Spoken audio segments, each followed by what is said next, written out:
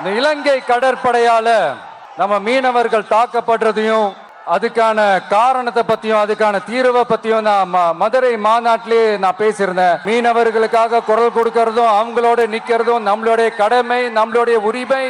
நான் என்ன இன்னைக்கு நேத்தாங்க அவங்களுக்காக குரல் கொடுக்கிறேன்.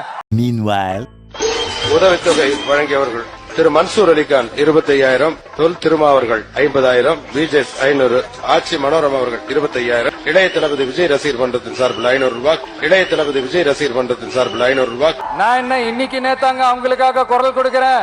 உள்ளுக்குள்ள உறுத்தல பொறம்போக்கு அப்படின்னு உங்க மனசாட்சி உங்களை பார்த்து கேள்வி கேட்காத மிஸ்டர் பார்சாரதி. நான் என்ன இன்னைக்கு நேத்தாங்க அவங்களுக்காக குரல் கொடுக்கிறேன்.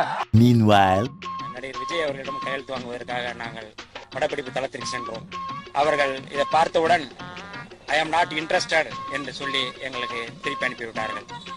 உடனடியாக அவருடைய தந்தையார் எஸ் ஏ சந்திரசேகரனிடம் நாங்கள் தொலைபேசி பண்ணி இனப்படுகொலை குற்றவாளி ராஜபக்சேவை தண்டிப்பதற்கான ஒரு கையொப்பம் என்று நாங்கள் பேசினோம். ஆனால் அவர் இல்லை, கையெழுத்து போட முடியாது, இதற்கு நாங்கள் ஒப்புக்கொள்ள மாட்டோம் என்று சொல்லிவிட்டார். நீ எல்லாம் ஒரு மனுஷன். நமக்குள்ளே யாரும் சொல்லிடாத.